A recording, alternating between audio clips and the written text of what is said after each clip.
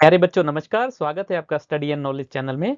इस वीडियो में हम क्लास 6 की सामाजिक विज्ञान की पाठ्यपुस्तक सामाजिक एवं राजनीतिक जीवन फर्स्ट के अध्याय 6 गांव का प्रशासन नामक चैप्टर का अध्ययन करेंगे। तो इस चैप्टर में जो भी क्वेश्चन दिए गए हैं और अंत में जो अभ्यास प्रश्न हैं उन सबको चैप्टर इस वीडियो में कराया गया है और उम्मीद करता हूं आप पूरी वीडियो देखेंगे और सारे कॉन्सेप्ट समझेंगे और सारे क्वेश्चन कर पाएंगे। ठीक है, चलिए बढ़ते हैं आगे। तो प्रशासन का अर्थ क्या होता है? किसी उद्देश्य को पूरा करने के लिए लोगों और संसाधनों का संगठन। तो प्रशासन क्या होता है? एक संगठन है जिसमें लोग होते हैं और संसाधन होते हैं। संसाधन मतलब जरूरत की चीजें। लोग और जरूरत की चीजें दोनों मिलके जो है ये प्रशासन कहलाता है और इसका कुछ खास उद्देश्य भी होता है। तो चलिए बात करें गांव का प्रशासन। तो गांव का प्रशासन जो है भारत में 6 लाख से अधिक गांव हैं। उनकी पानी, बिजली, सड़क आदि की जरूरतों को पूरा करना कोई आसान काम नहीं है। इसके अलावा जमीन के दस्तावेजों का रखरखाव करना पड़ता है और आपसी विवादों को निपटाने की जरूरत भी पड़ती है। इन सब की व्यवस्था के लिए गांव का प्रशासनिक ढांचा होता है। तो देखिए, आपने देखा होगा जहां भी लोग साथ रहते हैं वहां लड़ाई झगड़े भी होते हैं और जो आपका मकान है, अगर आपकी जमीन है तो उसके दस्तावेज भी होते हैं और बिजली, पानी, सड़क आदि की ज़रूरतें भी जो हैं लगातार बनी रहती हैं। तो इस तरीके से जो ग्रामीण क्षेत्र है वहाँ पे इन ज़रूरतों को पूरा करने का काम जो है गांव का प्रशासन करता है। तो गांव का भी एक प्रशासनिक ढांचा होता है। चलिए बात करते हैं कि ये गांव का प्रशासनिक ढांचा कैसे बनता है।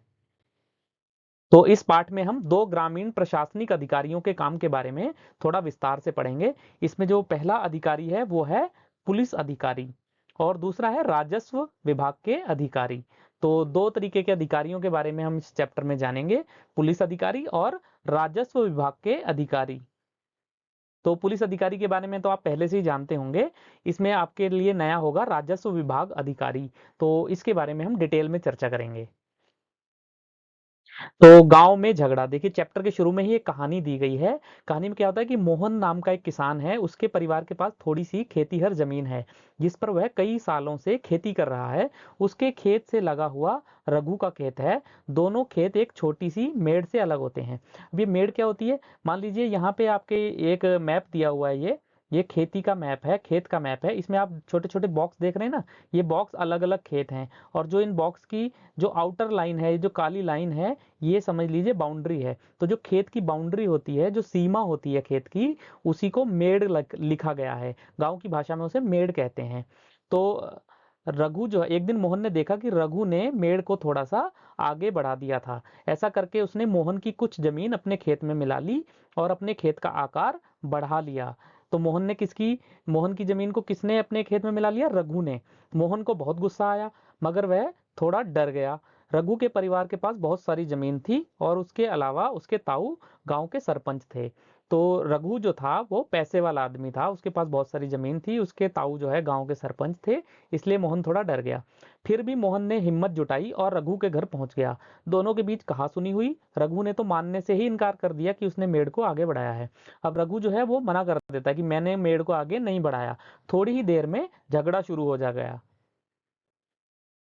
तो मोहन और रघु की लड़ाई का जो है एक चित्र आपकी किताब में दिया गया है, इसे आप देख सकते हैं। फिर रघु ने अपने एक मजदूर को बुला लिया। दोनों मिलकर मोहन पर चिल्ला रहे थे। फिर उन्होंने मोहन को मारना शुरू कर दिया। हो हल्ला सुनकर पड़ोसी बाहर आ गए। उन्होंने देखा कि मोहन की पिटाई हो रही है। बीच बचाव करके उन्होंने मोहन को बचाया। मोहन के सिर पर और हाथ में बहुत चोट आई। एक पड़ोसी ने उसकी मरहम पट्टी की। मोहन के एक दोस्त ने, जो गांव के डाकघर में काम करता था, सुझाव दिया कि उन्हें स्थानीय पुलिस थाने में जाकर रपट लिखवानी चाहिए। तो मोहन के दोस्त ने क्या कहा कि उन्हें पुलिस थाने में जाकर रघु के खिलाफ जो है रिपोर्ट लिखवानी चाहिए। जबकि कुछ लोग इसके खिलाफ थे। उनको लग रहा था कि बहुत सारा पैसा बर्बाद हो जाएगा और नतीजा कुछ नहीं निकलेगा। लोगों को देखिए ऐसा भी लगता है कि अगर पुलिस के पास जाएंगे तो पैसा लगेगा और जो है कुछ फायदा भी नहीं होगा। तो कुछ लोग जो है मोहन को सलाह दे रहे थे कि पुलिस के पास जाना बेकार है। कुछ लोगों ने कहा कि रघु के परिवार वाले तो पहले ही पुलिस थाने पहुंच चुके होंगे। काफी विचार विमर्श के बाद अंततः यह तय हुआ कि जिन पड़ोसियों की आंखों के सामने यह घटना हुई थी, मोहन उनको लेकर पुलिस थाने जाएगा। तो देखिए, जो चश्मदीद गवाह थे उनको लेकर मोहन जो है थाने जाएगा, ऐसा तय हुआ।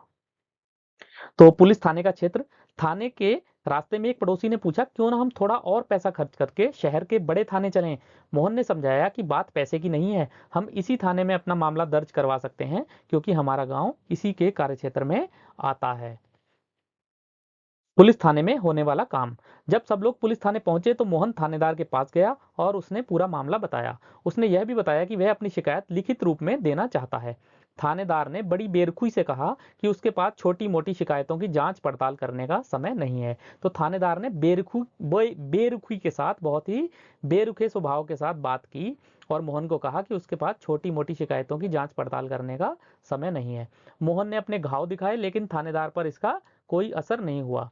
मोहन हैरान था कि उसकी शिकायत आखिर दर्ज क्यों नहीं की जा रही। तो आपको क्या लगता है क्यों दर्ज नहीं हो रही होगी? क्या ऐसा हो सकता है कि मोहन के घर वाले, सॉरी, रघु के घर वाले जो है पहले ही थाने में आके जो है थानेदार को अपनी बात बता गए हों, या अपने पैसे के या अपने रुआब से उन्होंने जो है पहले ही थानेदार को बोल दिया हो कि मोहन की रिपोर्ट ना लिखे। भाई कुछ भी हो सकता है। चलिए आगे पढ़ते हैं क्या हुआ।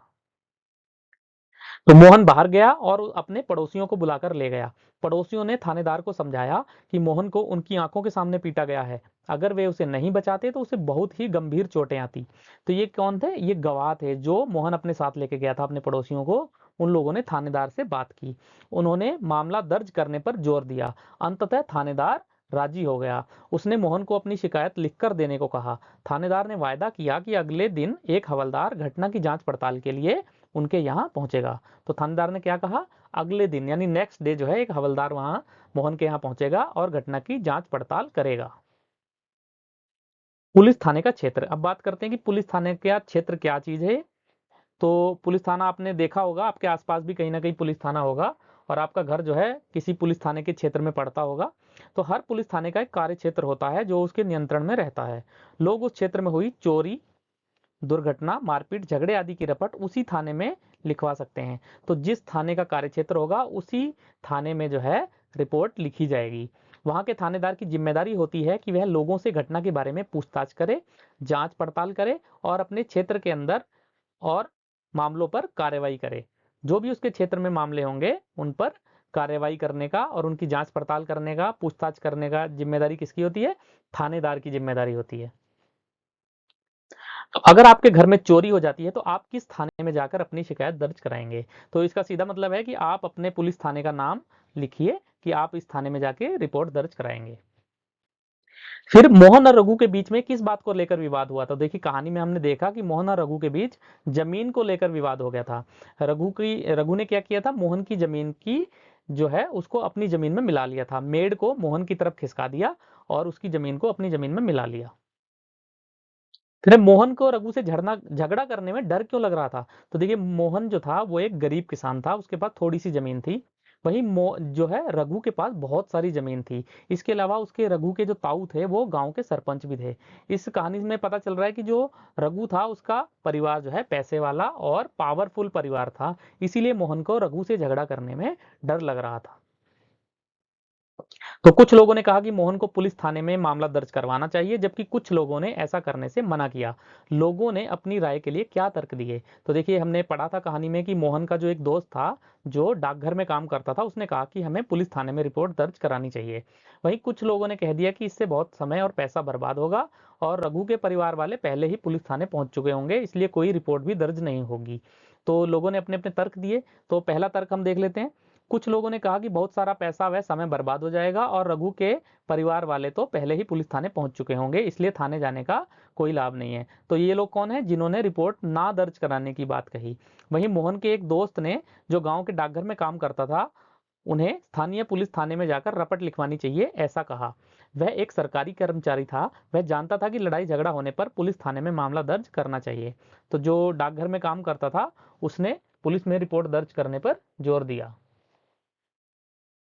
पुलिस थाने में जो भी हुआ उसे एक नाटक के रूप में दिखाइए। फिर यह बताइए कि मोहन थानेदार या पड़ोसियों की भूमिका निभाते हुए आपको कैसा लगा? क्या थानेदार इस स्थिति को किसी अन्य तरीके से संभाल सकता था? तो आप अपनी कक्षा में एक नाटक करेंगे जिसमें कुछ लोग रघु का किरदार करेंगे, कोई मोहन का किरदार करेगा, कोई थानेदार का किरदार करेगा, कोई पड़ोसियों का किरदार करेगा।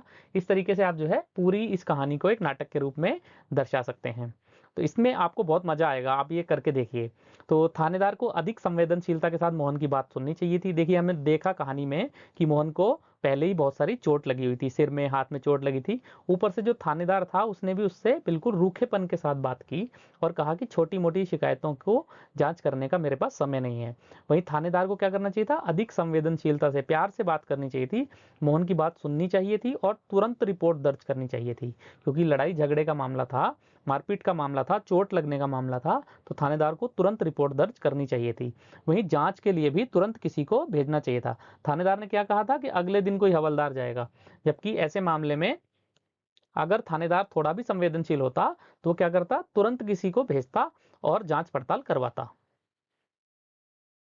तो राजस्व विभाग का काम, तो देखिए राजस्व विभाग, जैसे हमने पाठ के शुरू में बात की थी कि राजस्व विभाग के कुछ कर्मचारी होते हैं, उनके बारे में भी हम इसमें जानेंगे। तो आपने पढ़ा कि मोहन और रघु के खेत की मेड़ को लेकर जबरदस्त लड़ाई हुई थी।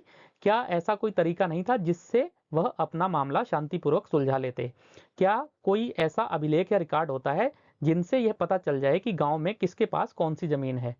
चलिए पता करते हैं कि यह कैसे किया जाता है। तो देखिए रघु ने जो है मोहन के खेत की मेड़ को जो है मोहन की तरफ खिसका दिया था। अब देखिए हमें कैसे पता चलेगा कि मेड़ पहले कहाँ थी या कहाँ होनी चाहिए? तो इन सब का रिकॉर्ड होता है, एक मैप के जरिए जो है पूरा रिकॉर्ड रखा जाता है कि कौन सी जमीन किसकी है, कितनी जमीन है, नाप के पूरी जमीन, एक एक इंच जमीन जो है नपी हुई होती है। तो इसको आइए जानते हैं कि कैसे पता चलता है। तो इसके लिए एक अधिकारी होता है, पटवारी, आपने नाम सुना होगा। जमीन को नापना और उसका रिकॉर्ड रखना पटवारी का मुख्य काम होता है। अलग अलग राज्यों में इनके अलग अलग नाम से इन्हें जाना जाता है। कहीं इन्हें पटवारी कहा जाता है, कहीं इन्हें लेखपाल कहा जाता है, कहीं कर्मचारी, कहीं ग्रामीण अधिकारी कहा जाता है, कहीं कहीं इनको कानूनगो भी कहते हैं। तो इन नामों को अगर आपने कहीं सुना है तो ठीक है, नहीं तो आप अपने माता पिता से इस बारे में जानिए कि वो क्या पटवारी को जानते हैं। अगर आप किसी ग्रामीण क्षेत्र में रहते हैं तो पक्का आप लोग पटवारी नाम आपने सुना होगा। वहीं अगर आप शहरी क्षेत्र में रहते हैं तब भी आपको पटवारी से कभी ना कभी काम पड़ा होगा। अगर आपने कभी जाति प्रमाण पत्र, आय प्रमाण पत्र वगैरह कुछ बनवाया है, मूल निवास प्रमाण पत्र अगर बनवाया है, डोमिसाइल बनवाया है, तो भी आपको पटवारी की मदद लेनी पड़ी होगी, क्योंकि पटवारी ही वह अधिकारी है जो रिपोर्ट देकर आपके ये सारे डॉक्यूमेंट्स भी बनवाता है। चलिए आगे बढ़े। तो हम यहाँ जमीन का लेखा जोखा रखने वाले कर्मचारी के लिए पटवारी शब्द का इस्तेमाल करेंगे। इस पाठ में पटवारी शब्द का जब जब इस्तेमाल होगा, इसका मतलब होगा कि वह अधिकारी जो जमीन का लेखा जोखा या हिसाब किताब रखता है। प्रत्येक पटवारी के पास जो है कुछ गाँव के लिए कुछ गाँव की जिम्मेदारी होती है, यानी उसका जो एरिया होता है वो कुछ गाँव तक फैला होता है। अगले पृष्ठ पर दिए गए नक्शे और उसके अनुसार बने खसरे यानी रजिस्टर के विवरण को देखिए। यह पटवारी द्वारा रखा गया गाँव के लोगों की जमीन के रिकॉर्ड का एक हिस्सा है। तो अगले पेज पे देखते हैं, एक चित्र है। तो यहाँ पे एक चित्र है, इसको कहते हैं नक्शा व खसरा। तो ये जो नीचे की तरफ है ये तो है नक्शा, और ये जो है, ये जो पीले रंग का, आपको हल्के पीले रंग का जो रजिस्टर जैसा दिख रहा है, ये क्या है, ये खसरा है। तो खसरे के अंदर जो है पॉइंट नंबर और क्षेत्र हेक्टेयर में, यानी जमीन कितनी है ये लिखा हुआ है, जमीन के मालिक कौन है ये लिखा हुआ है, एड्रेस लिखा हुआ है, बटाई पर है या किसान की अपनी जमीन है ये लिखा हुआ है, इस साल उसमें कौन सी फसल है, कितने एरिया में वो फसल है, कोई दूसरी फसल है तो वो लिखा है, और खाली जमीन यानी परती जमीन अगर है तो वो लिखा हुआ है। आगे सुविधाएं, यानी खेत के अंदर क्या क्या सुविधा है ये लिखा हुआ है। तो ये सारे पॉइंट आप जो है थोड़ा ध्यान से पढ़ेंगे, और ये खसरे की जो नकल है इसको आप अपनी बुक के अंदर भी देख सकते हैं। तो यहाँ पे आपकी बुक के अंदर जो चित्र दिया है उसी को लिया गया है, और ये जो नीचे की तरफ है ये उसका नक्शा है, यानी कौन सी जमीन कहाँ तक की जमीन किसकी है, और उसकी जो मेड़ है उसका भी चित्र आपको जो है इसके अंदर दिया हुआ है। ये जो काली काली लाइनें हैं इस मैप के अंदर, जो काली लाइनें हैं अंदर की ये लाइनें, ये क्या है, ये मेड़ है, मेड़। तो मेड़ का मतलब बाउंड्री, खेत की बाउंड्री। तो इसमें देखिए अगर आप नक्शे को ध्यान से देखेंगे तो ये जो 1 नंबर वाला क्षेत्र है ये किसका है, मोहन का खेत है, ये वाला, ये जिस पे मैंने अभी अभी गोल घेरा लगाया है, ये किसका खेत है 1 नंबर का, ये मोहन का खेत है। वहीं इसके ठीक नीचे जो है दक्षिण में ये जो 2 नंबर का खेत है, ये किसका खेत है, ये रघु का खेत है। तो आप नक्शे में अपनी बुक के अंदर भी ध्यान से देखिए, फिर इसके अंदर कुछ क्वेश्चन दिए हुए हैं उनको आप देखेंगे। तो पहला है मोहन के खेत के दक्षिण में जो जमीन है वह किसकी है, तो पहला क्वेश्चन यही है। तो मोहन का खेत कौन सा है, ये 1 नंबर वाला, उसके दक्षिण में कौन सा, ये उत्तर दिशा है, देखिए यहाँ पे मैप भी दिया हुआ है कि उत्तर दिशा किधर है, तो उसके अपोजिट साइड दक्षिण दिशा होगी। तो ये जो 2 नंबर है ये जमीन किसकी है, तो 2 नंबर जमीन किसकी है, रघु की, क्योंकि हम जो है जो खसरा है उसके अंदर हम देखेंगे, देखिए यहाँ पे 2 नंबर की जो खसरा में लिखा हुआ है, रघु राम वल्द रतनलाल, वल्द मतलब उसके पिता का नाम, फिर गांव अमरपुरा, जमीन का मालिक। तो ये जो है इसके अंदर खसरे के अंदर पहले से ही दर्ज है कि 2 नंबर की जो जमीन है वो किसकी है, रघु की है। तो ये पहला सवाल हमारा हल हो गया कि जो मोहन के खेत के दक्षिण में जो जमीन है वो किसकी जमीन है, वो रघु की जमीन है। चलिए आगे बढ़ते हैं, दूसरा क्वेश्चन देखते हैं। तो दूसरा क्वेश्चन है, रघु और मोहन की जमीन के बीच की सीमा पर निशान लगाइए। तो ये जो सीमा है ये वाली, ये मैंने यहाँ पे एक निशान भी लगाया रेड कलर से, अगर आप देख पाए तो। चलिए मैं थोड़ा बड़ा निशान लगा देता हूँ। देखिए ये येलो कलर से जो निशान है, चलिए रेड से कर देता हूँ मैं इस कलर को, ताकि आप जो है थोड़ा सा आसानी से इसको समझ पाएं। तो ये वाली जो लाइन है, ये यहाँ पे जहाँ पे ये रेड लाइन लगी है, इसके नीचे जो काली लाइन आपको दिख रही होगी, यही जो है उनके दोनों के बीच की खेत की जो है सीमा है। तो इसको आप ध्यान से देखेंगे, अपनी बुक के अंदर भी देखेंगे। ठीक है, तीसरा जो क्वेश्चन है, ये तीसरा वाला ग, खेत संख्या 3 को कौन इस्तेमाल कर सकता है। तो खेत संख्या तीन कौन सी है, ये वाली, ये जहाँ पे मैंने गोल घेरा लगाया, ये खेत संख्या 3 है।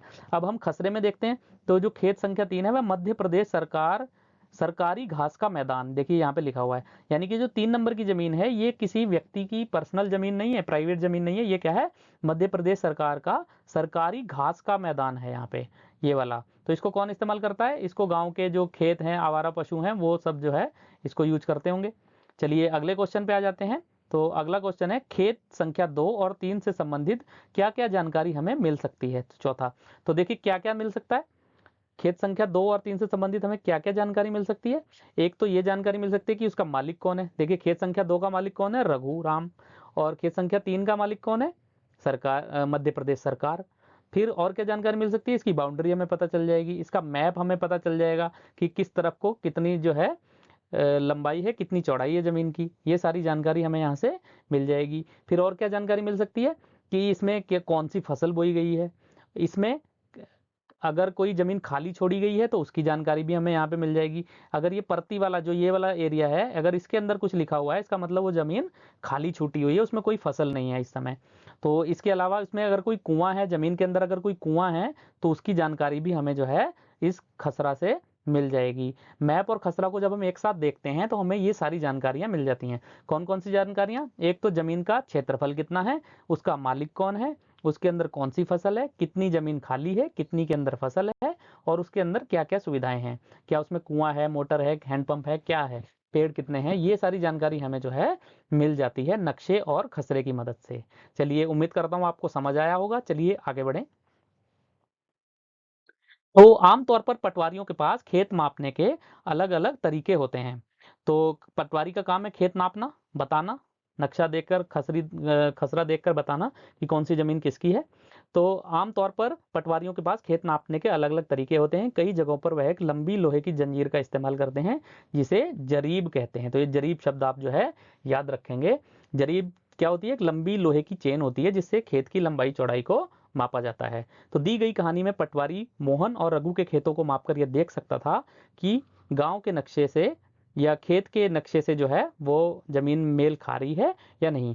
अगर नक्शे से मेल नहीं खाता तो उसका पता चल जाता कि मेड़ खिसकाकर खेत की सीमा बदल दी गई है। तो देखिए नक्शे में जो लंबाई चौड़ाई जितनी लिखी हुई है, अगर मेड़ को इधर उधर किया जाएगा तो जो है नक्शे के अंदर से वो मेल नहीं खाएगी। इससे पता चल जाएगा कि जमीन की सीमा को किसी ने बदल दिया है। वो जिस तरफ भी खिसकाई गई होगी उसका भी पूरा पता चल जाएगा। जब हम नक्शा भी देखेंगे और जमीन को माप भी लेंगे तो नक्शे के अंदर पूरी लंबाई चौड़ाई भी लिखी हुई होती है कि किधर को कितनी मेड़ होनी चाहिए। तो ये सारा पता जो है चल जाएगा।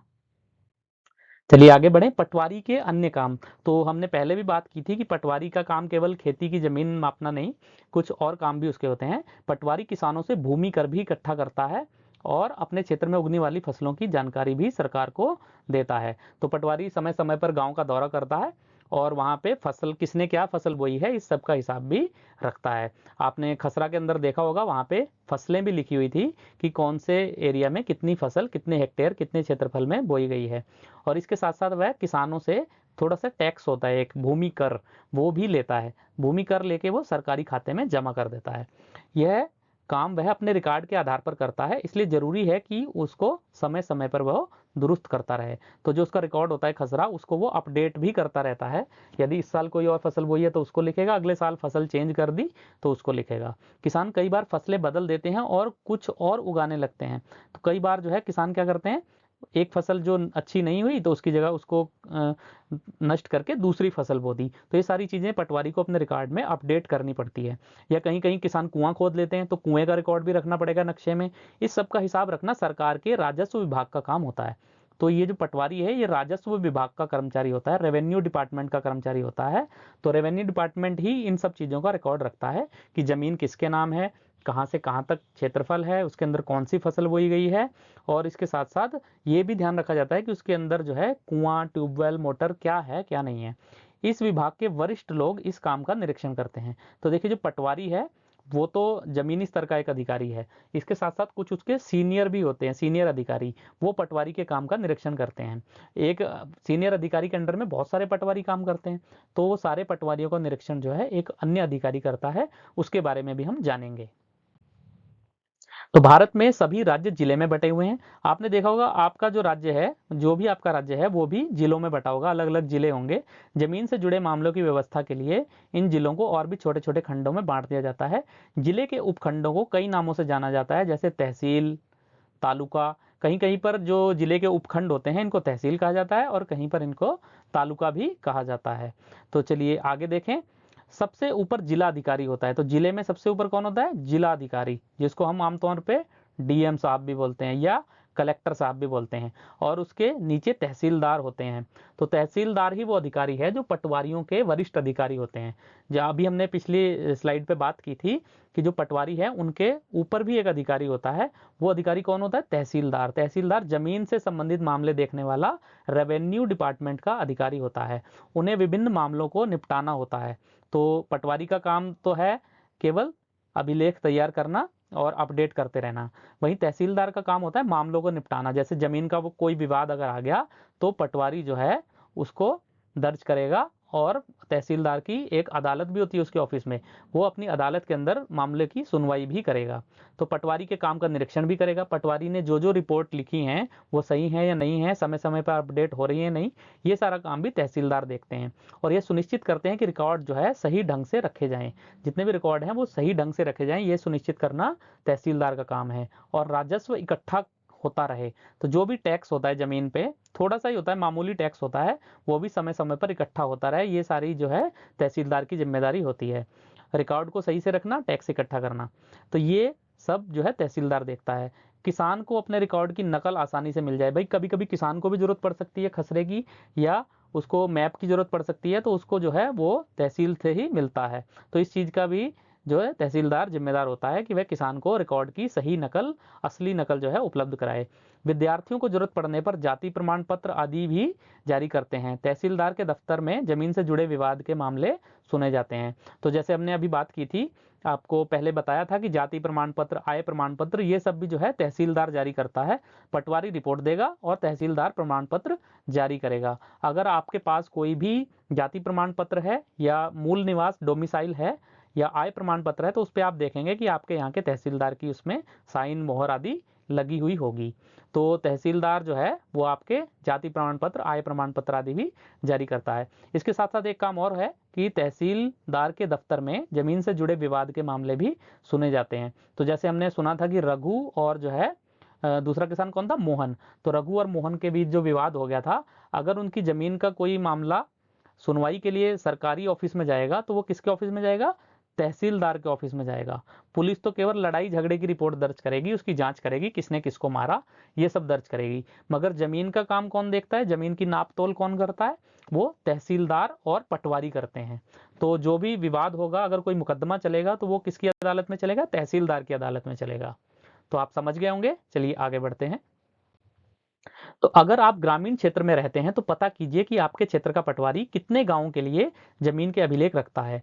गांव के लोग जो है पटवारी को कैसे संपर्क कर सकते हैं, तो आप पता कीजिए। अगर आप किसी गांव में रहते हैं तो आप ये पता लगाइए कि आपका जो पटवारी है उसका क्या नाम है और वो कितने गांवों को देखता है, कितने गांवों की जमीन का जो है अभिलेख रखता है। तो गांव के लोग पटवारी से कैसे संपर्क करते हैं ये पता लगाते हैं।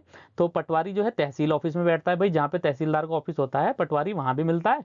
और कभी कभी उसको गाँव का दौरा भी करना होता है, क्योंकि उसको फसलों के बारे में भी तो जानकारी लेनी है कि किसान ने क्या फसलें बोई हैं। तो इन फसलों की जानकारी लेने के लिए तहसीलदार क्या करता है, गाँव का दौरा भी करता है। तो किसान उसको कहाँ कहाँ मिल सकते हैं, या तो तहसील ऑफिस में मिलेंगे, या फिर दौरे पर अगर वो गांव में आएगा तो उस समय मिल लेंगे।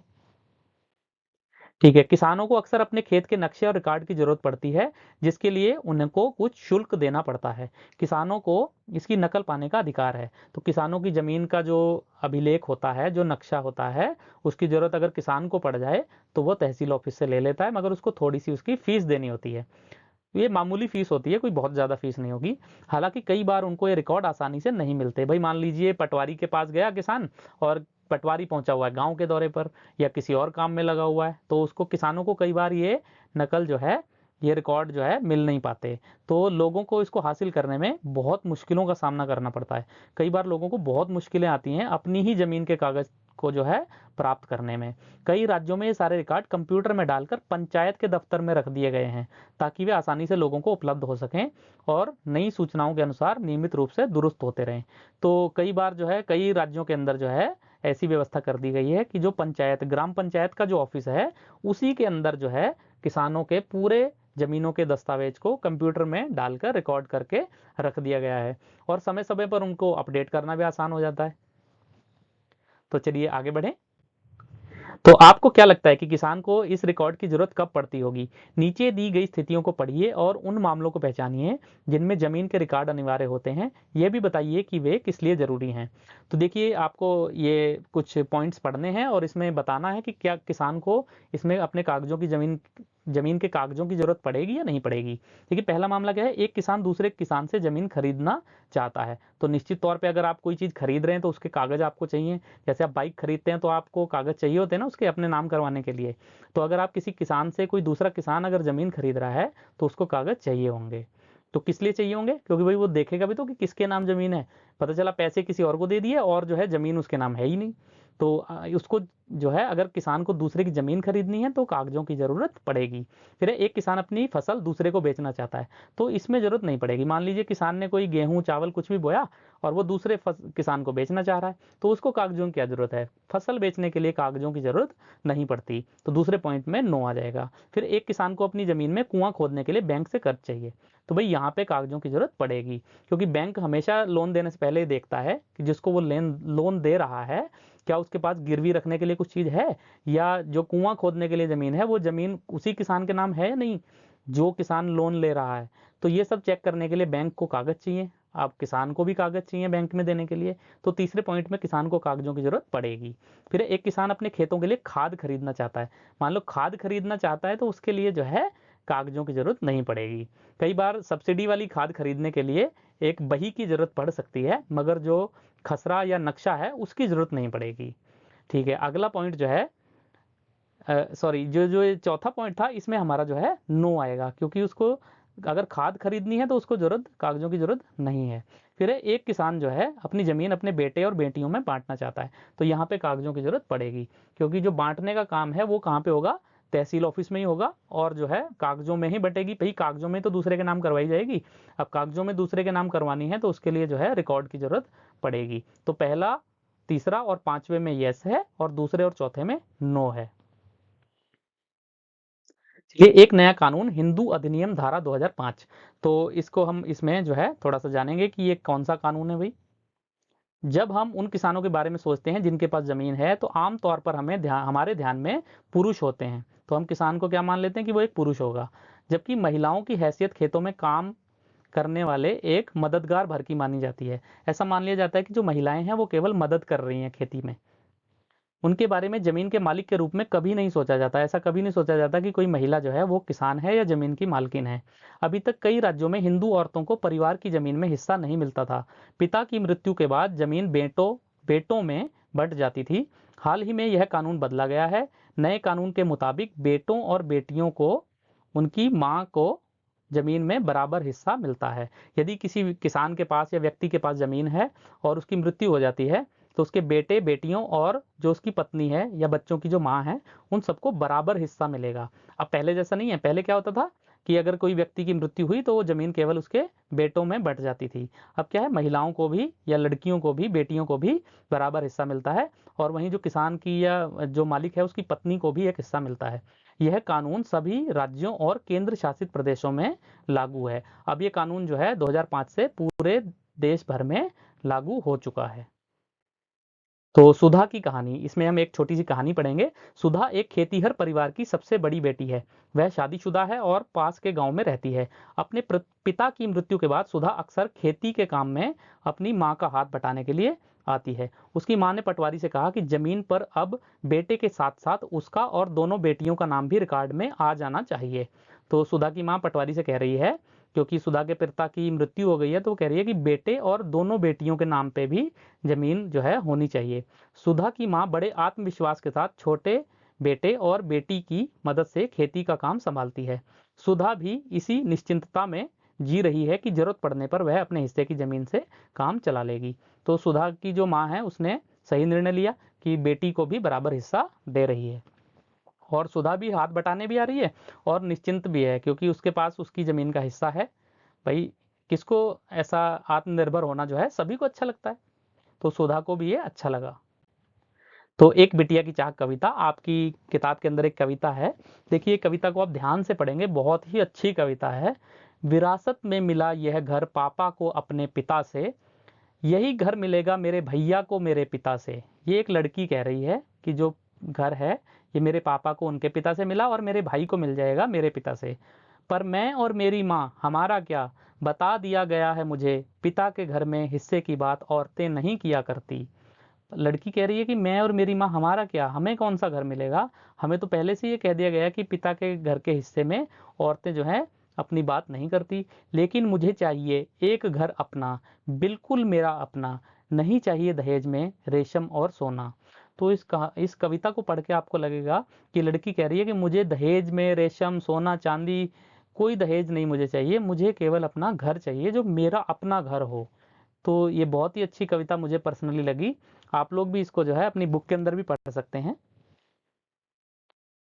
तो अन्य सार्वजनिक सेवाएं एक सर्वेक्षण, तो हम कुछ और भी ऐसे कामों के बारे में पता करेंगे। इस पाठ में हमने सरकार के कुछ प्रशासनिक कार्यों के बारे में पढ़ा, खासकर ग्रामीण क्षेत्र के संदर्भ में। पहला उदाहरण कानून व्यवस्था बनाए रखने के बारे में था, और दूसरा जमीन के अभिलेखों की व्यवस्था के बारे में। तो पुलिस कौन सा काम कर रही थी, कानून व्यवस्था बनाने का, और जो राजस्व विभाग के कर्मचारी थे वो क्या कर रहे थे, जमीन और उसके अभिलेखों की व्यवस्था के बारे में काम कर रहे थे। पहले मामले में हमने पुलिस की भूमिका का परीक्षण किया, और दूसरे में पटवारी की भूमिका का। इनके काम का विभाग के अन्य लोगों द्वारा निरीक्षण किया जाता है, जैसे पुलिस अधीक्षक या तहसीलदार। तो पुलिस जो है उसके मामलों का अधीक्षण कौन करता है, निरीक्षण कौन करता है, पुलिस अधीक्षक, पुलिस का कप्तान, या तहसीलदार। तहसीलदार किसका अधिकारी है, पटवारी का। तो जमीन से संबंधित या राजस्व से संबंधित जो मामले होंगे उसका निरीक्षण किया जाता है तहसीलदार द्वारा, और पुलिस या कानून व्यवस्था से संबंधित जो मामले होंगे उनका निरीक्षण कौन करता है, पुलिस अधीक्षक या पुलिस सुपरिटेंडेंट। आपने नाम सुना होगा एसपी, एसएसपी, कमिश्नर, ये सब जो है जिले के अंदर जो है पुलिस के कप्तान होते हैं। इसके साथ साथ हमने जो है यह भी देखा कि लोग कैसे इन सुविधाओं का इस्तेमाल करते हैं और उन्हें किस तरह की समस्याएं आती हैं। तो हमने ये देखा कि लोग जो है सुविधाओं का इस्तेमाल कैसे करते हैं और उन्हें क्या क्या समस्याएं आती हैं, ये भी हमने देखा। इन सेवाओं का उपयोग कानून के अनुसार होना चाहिए। आपने संभवतः सरकार के अन्य विभागों द्वारा दी जा रही सार्वजनिक सेवाओं को देखा होगा। तो बहुत सारी ऐसी फैसिलिटी होती हैं जो गवर्नमेंट के कई विभाग जो है प्रोवाइड कराते हैं। जैसे आपने कभी दवाई ली होगी सरकारी डिस्पेंसरी से, सरकारी हॉस्पिटल से, या आपने कभी राशन कार्ड बनवाया होगा, कभी राशन लिया होगा। तो ये सारे क्या है, सरकार के ही अलग अलग विभाग हैं जो सार्वजनिक सेवाएं करते हैं, यानी पब्लिक सर्विस करते हैं, पब्लिक को जो है सामान या सेवाएं प्रदान करते हैं। तो इन सब का आपने भी यूज किया होगा। आप अपने आसपास भी देख सकते हैं कि कौन कौन सी सरकारी चीजें हैं जिनका लोग इस्तेमाल करते हैं। तो अपने गांव या क्षेत्र में दी जा रही सार्वजनिक सेवाओं की एक सूची बनाइए। तो आप एक सूची बना सकते हैं, एक लिस्ट बनाइए जिसमें आप देखें कि आपके आसपास जो है कौन कौन सी ऐसी चीजें हैं जो सरकारी विभाग आपको प्रोवाइड करा रहे हैं। क्या दुग्ध उत्पादक समिति है, राशन की दुकान है, बैंक है, पुलिस थाना है, बीज और खाद के लिए समिति है, डाक बंगला है, इसके अलावा आंगनबाड़ी, बालवाड़ी, सरकारी स्कूल, प्राथमिक स्वास्थ्य केंद्र, अस्पताल आदि। तो ये सारे आपकी सूची में हो सकते हैं। आपके गांव में जो भी इनमें से हैं, आप उनकी एक सूची बनाइए। आप उसमें लिखिए कि ये चीजें आपके गांव में हैं। कुछ चीजें आपके गांव में हो सकती हैं, कुछ चीजें नहीं भी हो सकती। आपको जो है सूची में वही लिखने हैं जो आपके गांव में हैं। ठीक है, आगे 3 सार्वजनिक सेवाओं पर जानकारी इकट्ठी कीजिए और अपने अध्यापक के साथ चर्चा कीजिए कि इनकी कार्यप्रणाली में कैसे सुधार किया जा सकता है। आपके लिए एक उदाहरण आगे दिया गया है। तो ये उदाहरण जो है आपकी बुक के अंदर दिया गया है कि आपने एक उदाहरण भी दिया है। यहाँ पे देखिए कि जो राशन की दुकान है, अगर आप वहां गए तो आपने देखा यह दुकान खुली हुई है, 3 लोग आए, उनके पास पीले रंग के कार्ड थे, सबने चावल खरीदे और चीनी खरीदी, मिट्टी का तेल मिला ही नहीं। फिर आगे है नियंत्रण में आने वाले क्षेत्र, यानी कि ये जो दुकान थी उसके अंदर कौन कौन सी चीजें आ रही थी, तो यह 2 गांवों के लिए थी। यानी ये जो राशन की दुकान के बारे में बात हो रही है, 2 गांवों के लिए ये दुकान थी। इस सुविधा का लाभ उठाने के लिए उनको क्या करने की जरूरत थी, उनको राशन कार्ड की जरूरत थी। यह तहसील के दफ्तर से बनाया जाता है। तो राशन कार्ड लेके राशन की दुकान पे गए और राशन लिया। तो जो यह सब प्रदान करते हैं उनकी समस्याएं, जो लोग राशन प्रोवाइड करा रहे हैं दुकानदार, उनके सामने क्या समस्या है, तो उनके सामने समस्या थी मिट्टी के तेल की आपूर्ति पूरी नहीं है। मिट्टी का तेल मिल ही नहीं रहा था उनको, दुकानदार के पास नहीं था तो वो आगे भी नहीं दे पा रहा। लोगों की समस्या क्या है कि चावल बड़ा खराब आता है, मिट्टी का तेल तो कभी मिलता ही नहीं। तो ये सब आप जो है अगर पता करेंगे तो लोग आपको ऐसी समस्याएं बता देंगे। क्या सुधार किए जा सकते हैं कि अच्छा चावल आए, मिट्टी का तेल मिले, राशन की दुकान रोज खुले। ये आपकी तरफ से सुझाव हो सकते हैं। इसी तरीके से आप स्वास्थ्य केंद्र के बारे में आप लिखेंगे कि वहां आपने क्या देखा। आप लिख सकते हैं कि डॉक्टर था नहीं था, मरीज कितने लोग थे, कितने लोग लाइन में लगे थे। नियंत्रण में आने वाले क्षेत्र, क्या वो उस डिस्पेंसरी में और लोगों के और गांव के लोग भी आते हैं, तो उसको आप यहाँ पे नोट कर देंगे। तीसरा है इस सुविधा का लाभ उठाने के लिए उनको किस चीज़ की जरूरत है, तो आमतौर पे आधार कार्ड की जरूरत होती है एड्रेस के लिए। तो वह सब प्रदान करने के लिए जो लोग आते हैं उनके सामने क्या समस्या है, तो हो सकता है डिस्पेंसरी में दवाइयाँ ना हो, पट्टियाँ ना हो, या कंपाउंडर ना हो, या लाइट ना हो, पंखा ना हो, सफाई ना हो। जो भी समस्या हो वो आप उनसे पूछकर, जो भी डॉक्टर या कंपाउंडर होंगे उनसे पूछ के आप यहाँ नोट करेंगे। लोगों को क्या दिक्कतें आ रही हैं, भाई मान लो रोज डॉक्टर ना आए तो ये लोगों को समस्या हो सकती है, दवाइयाँ ना मिले ये भी लोगों की समस्या है, अगर सफाई नहीं है ये भी लोगों को समस्या हो सकती है। आप क्या सुझाव देंगे, तो जो भी समस्या होगी उसको दूर करने के लिए आप सुझाव देंगे। ऐसा ही दुग्ध उत्पादक समिति, आपके यहाँ पे अगर कोई डेयरी जो है प्रोडक्शन कमेटी है तो उसके बारे में आप यही सारी जानकारियां यहाँ पे लिख सकते हैं, जो भी इसके अंदर बॉक्स दिए गए हैं। ये लिस्ट आपकी बुक के अंदर दी हुई है। आप चाहें तो इस लिस्ट को जो है उतार सकते हैं, बना सकते हैं खुद से, या इसका प्रिंट निकाल के जो है आप उसमें चिपका सकते हैं अपनी नोटबुक में। तो आगे हम बढ़ेंगे। आगे इसमें देखिए कि पुलिस का क्या काम होता है। तो आपने पुलिस के बहुत सारे काम देखे होंगे। कानून व्यवस्था बनाए रखना, भाई सभी लोग नियमों का पालन करें, ये कौन सुनिश्चित करता है, पुलिस सुनिश्चित करती है। तो लड़ाई झगड़ा, चोरी, मारपीट की रिपोर्ट दर्ज करना और जांच करना। अगर कहीं पे कोई लड़ाई झगड़ा हो गया, चोरी हो गई, मारपीट हो गई, तो उसकी रिपोर्ट दर्ज करना और उसके बाद जांच करना। जांच भी पुलिस ही करती है। अपराधियों को गिरफ्तार करना, यदि कोई अपराधी है तो पुलिस उसको जो है गिरफ्तार करके न्यायालय में भी पेश करती है। फिर ट्रैफिक पुलिस, आपने देखा होगा अगर ट्रैफिक जाम कहीं लग रहा है तो ट्रैफिक पुलिस वाले उसको खुलवाते हैं, या कई बार डॉक्यूमेंट चेक करते हैं और चालान करते हैं अगर कोई रूल का उल्लंघन कर रहा है तो ये भी पुलिस होती है। ट्रैफिक पुलिस भी पुलिस ही है। फिर पटवारी के कोई 2 काम बताइए। तो देखिए पहला काम उसका क्या है, जमीन के अभिलेख रखना और समय समय पर उन्हें दुरुस्त करना या अपडेट करना। फिर राजस्व या भूमि कर इकट्ठा करना, जो वो थोड़ा सा जमीन पे टैक्स बनता है वो भी पटवारी को ही इकट्ठा करना होता है। तीसरा है जाति व आय प्रमाण पत्र की रिपोर्ट देना। तो अगर आप जाति प्रमाण पत्र, आय प्रमाण पत्र बनवाएंगे तो वो भी पटवारी ही उसकी रिपोर्ट लगाता है। तो है तहसीलदार का क्या काम होता है, पटवारी के जमीन संबंधी कार्यों का निरीक्षण करना। भाई पटवारी ने जो काम किया वो सही किया है नहीं किया, रिकॉर्ड सही से अपडेट किए नहीं किए, ये सब कौन देखेगा, ये तहसीलदार देखेगा। फिर जमीन के विवादों को सुनना व सुलझाना। अगर कोई विवाद हो गया है, कोई जमीन का विवाद है, तो तहसीलदार के दफ्तर में ही सुना जाएगा। तहसीलदार उस पर अपना ऑर्डर जारी करेगा। फिर आय व जाति प्रमाण पत्र जारी करना। तो पटवारी ने रिपोर्ट दी मगर जाति और आय प्रमाण पत्र कौन जारी करेगा, तहसीलदार जारी करता है। तो ये तहसीलदार के काम हो गए। फिर एक बिटिया की चाह कविता में किस मुद्दे को उठाने की कोशिश की गई है, तो महिलाओं का संपत्ति का अधिकार, इस मुद्दे को उठाने की कोशिश जो है कविता में की गई है। हमने कविता को पढ़ा भी था, आप एक बार और पढ़ें और उसमें देखें कि क्या संपत्ति के अधिकार की ही बात की गई है या कोई और बात भी है। वैसे महिलाओं के संपत्ति के अधिकार की ही बात इस कविता में की गई है। फिर आगे पिछले पार्ट में आपने पंचायत के बारे में पढ़ा, पंचायत और पटवारी का काम एक दूसरे से कैसे जुड़ा हुआ है। तो इस बारे में जो है आप देखेंगे कि जो पंचायत है वो क्या है, ग्रामीण क्षेत्र की शासन व्यवस्था देखती है। इसमें सार्वजनिक जमीन के मुद्दे भी आते हैं। पटवारी जमीन व राजस्व के कार्य देखता है जो ग्रामीण क्षेत्र से संबंधित होते हैं। तो पटवारी और जो पंचायत है वो दोनों ही ग्रामीण क्षेत्र में काम कर रहे होते हैं। दूसरा क्या है, दोनों के पास ही जमीन से जुड़े मुद्दे होते हैं। पंचायत के पास जो सरकारी जमीन होती है, पंचायत की जमीन भी कई बार जो है होती है, तो पटवारी जो है उसका नक्शा या उसके कागज भी प्रोवाइड कराता है पंचायत को। वहीं कोई छोटा मोटा विवाद हो या कोई भी चीज अपडेट करनी हो तो पंचायत की सहायता लेता है पटवारी, और पटवारी की सहायता पंचायत को भी कई बार लेनी पड़ती है। तो इस तरीके से दोनों जो है मिलजुल कर काम करते हैं, दोनों ही गांव के प्रशासन से जुड़े हुए हैं। तो पंचायत क्या है, शासन व्यवस्था चलाती है, वहीं जो पटवारी है वो क्या है, सरकारी कर्मचारी होता है जो प्रशासनिक कार्य करता है।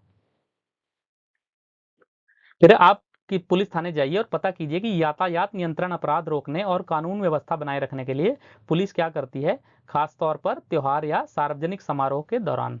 तो आप थाने में जाकर ये पता कर सकते हैं। वैसे मोटा मोटा जो है आपको मैं ही बता देता हूँ। तो यदि अपराध रोकने के लिए क्या करती है पुलिस, समय समय पर देखिए, आप देखते होंगे पुलिस की गाड़ी घूमती रहती है, गश्त करती है, या कभी कभी आप डायल 100 नंबर डायल या 112 नंबर डायल करके जो है पुलिस को सूचना भी देते हैं। तो उसका रिस्पांस पुलिस करती है, तुरंत वहां पहुंचती है जहां भी कोई अपराध हो रहा हो तो, और अगर अपराधी है तो उसको गिरफ्तार करती है, और अगर कोई दंगा फसाद कर रहा है तो वहां भी नियंत्रण करने का काम जो है पुलिस करती है। और त्योहार और सार्वजनिक समारोह के दौरान पुलिस जो है और ज़्यादा अलर्ट हो जाती है, और पुलिस से परमिशन भी लेनी होती है। यदि आप किसी बड़े त्योहार का आयोजन कर रहे हैं या सार्वजनिक समारोह कर रहे हैं तो पुलिस से परमिशन के द्वारा ही ये कार्यक्रम हो सकते हैं। और यातायात नियंत्रण में तो आपने देखा ही होगा, ट्रैफिक पुलिस जो है पूरे शहरों का, पूरे कई बार गांवों में भी यातायात नियंत्रण का कार्य जो है ट्रैफिक पुलिस ही करती है। बाकी आप पुलिस थाने में जाकर भी इनका पता कर सकते हैं कि ये किस तरीके से कार्य करते हैं। फिर एक जिले में सभी पुलिस थानों का मुखिया कौन होता है पता करें। तो मुखिया को जो है अलग अलग नामों से जाना जाता है। कप्तान भी बोलते हैं उनको हिंदी में, पुलिस अधीक्षक भी बोलते हैं, वरिष्ठ पुलिस अधीक्षक भी बोलते हैं, पुलिस कमिश्नर भी बोलते हैं। तो देखिए जो पुलिस अधीक्षक है इनको आप जानते होंगे एसपी नाम से, एसपी सुपरिटेंडेंट ऑफ पुलिस। और वरिष्ठ पुलिस अधीक्षक होता है एसएसपी। आमतौर पर जो बड़े जिले होते हैं वहां पे एसएसपी होता है, छोटे जिलों के अंदर एसपी होता है। वहीं कई जिलों के अंदर जो है पुलिस कमिश्नर सिस्टम लागू होता है, वहां पे पुलिस कमिश्नर जिले की पुलिस का अध्यक्ष होता है।